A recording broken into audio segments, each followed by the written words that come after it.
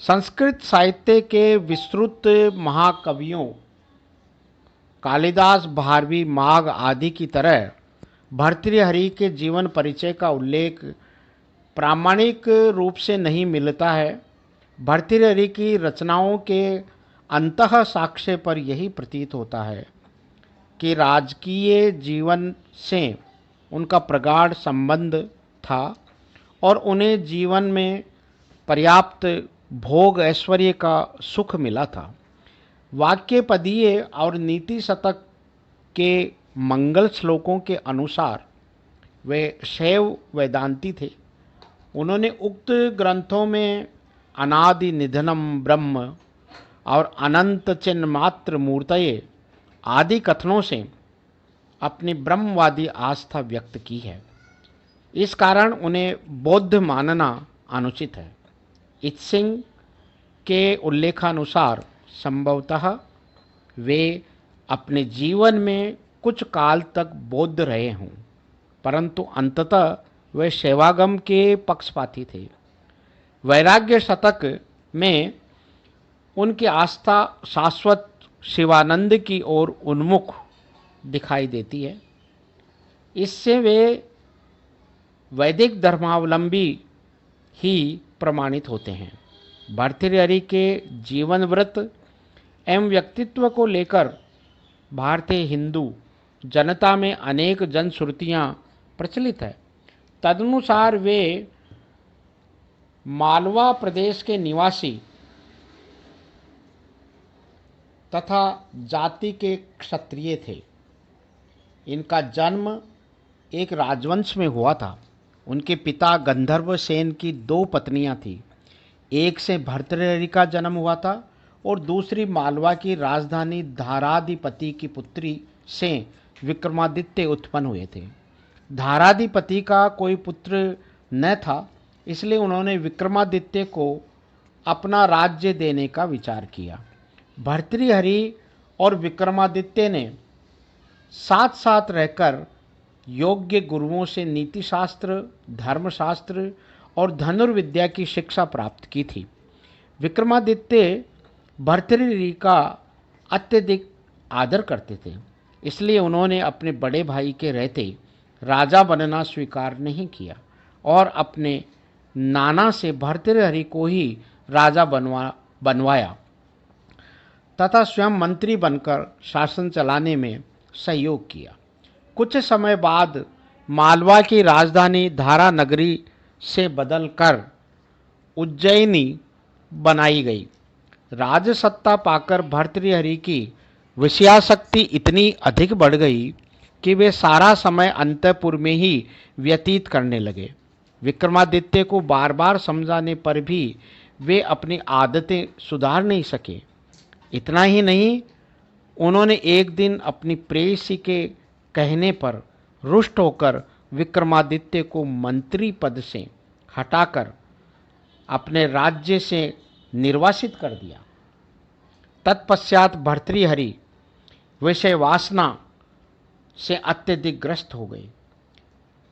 परिणामतः राज्य व्यवस्था डगमगाने लगी और राज्य में अशांति फैल गई।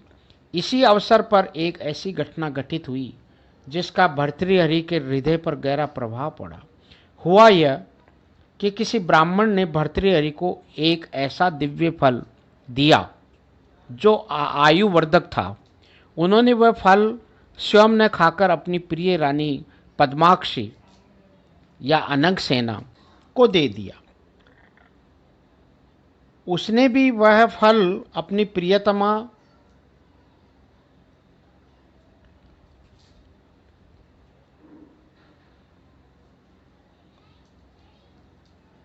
रानी ने वह फल अश्वादक्ष को दे दिया, क्योंकि वह अश्वादक्ष से प्रेम करती थी और अश्वादक्ष जो है एक वैश्या से प्रेम करता था, तो उसने वह फल उस वैश्या को दे दिया। वैश्या ने भी वह फल नहीं खाया और वह राजा को प्रेम करती थी। वह राजा भर्तृहरि को ये सोचकर अर्पण कर दिया कि उसे खाकर राजा अधिक दिनों तक जीवित रह सकेगा और प्रजा का पालन करता रहेगा। पुनः उस फल को पाकर भर्तृहरि को अत्यधिक आश्चर्य हुआ।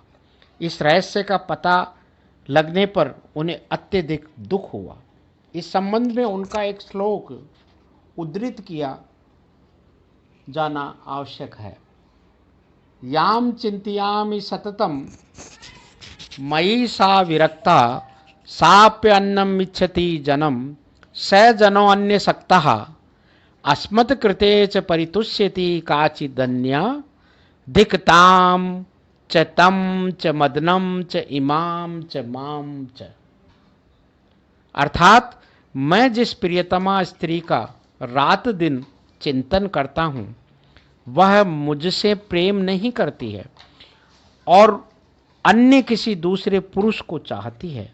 वह दूसरा पुरुष भी उस रानी से प्रेम नहीं करता है, किसी अन्य स्त्री में अनुरक्त है, परंतु वह अन्य स्त्री मेरे चिंतन से प्रसन्न है, वह मुझसे प्रेम करती है।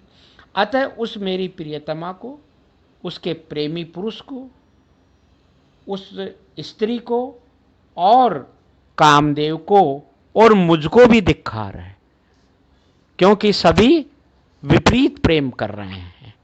और विपरीत कामदेव को यहाँ धिक्कार क्यों कहा है? क्योंकि कामदेव जो है मनसिज है, मन में इच्छा उत्पन्न करता है।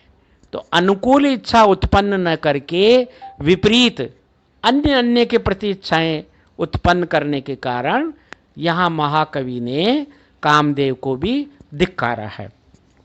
कामदेव की इस विडंबना और अपनी भ्रांति से भर्तृहरि का हृदय अत्यधिक क्षुब्ध हो उठा और उन्होंने रानी को खूब फटकारा, जिससे उसने आत्महत्या कर ली। तब पिंगला नाम की रानी ने, किंवदंती यह है, राजा भर्तृहरि को अपने मोहपाश में आबद्ध किया। इसी समय एक अन्य घटना घटित हुई कि एक दिन भर्तृहरि शिकार खेलने वन में गए। वहां उन्होंने देखा कि एक शिकारी ने अपने बाण से मृग को मार दिया, परंतु तभी सांप के काटने से वह भी मर गया। बाद में मृगी आकर अपने प्रियतम मृग की देह पर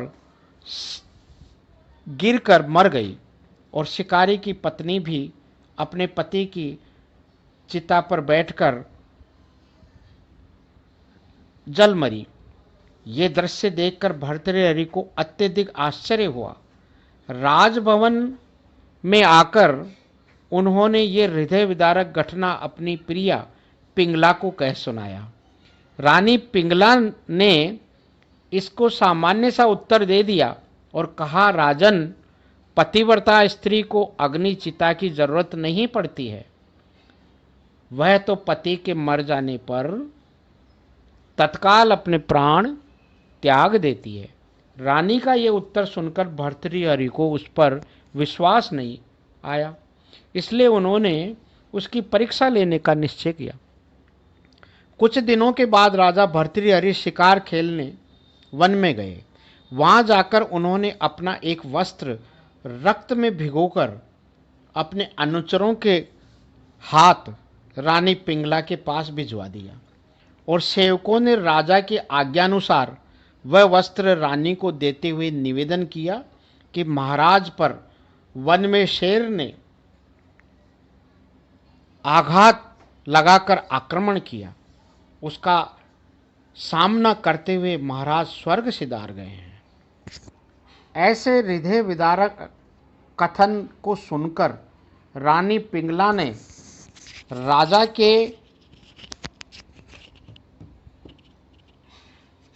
उन वस्त्रों को जमीन पर रखकर स्वयं उसके आगे सिर झुकाकर अपने प्राण त्याग।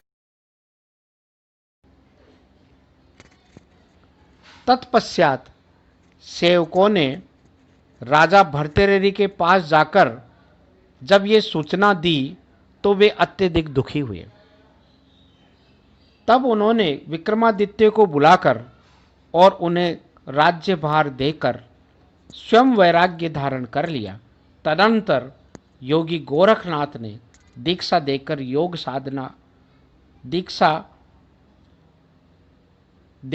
योग साधना में भर्तृहरि को लगाया। साथ ही अपने भगिनी पुत्र गोपीचंद भानजा के साथ पवित्र तीर्थों की यात्रा करते हुए अंत में समाधि लीन हो गए। भर्तृहरि का उक्त जीवन परिचय जन श्रुतियों एवं सिंहासन द्वात्रिंशिका पर आधारित है। इनमें कितनी सत्यता है ये कहा नहीं जा सकता। इतना अवश्य कहा जा सकता है कि धार्मिक हिंदू समाज में भर्तृहरि को परम योगी एवं सिद्ध पुरुष के रूप में पूजा जाता है और आयुष्य वृद्धि की किंवदंती के आधार पर इन्हें अमर माना जाता है।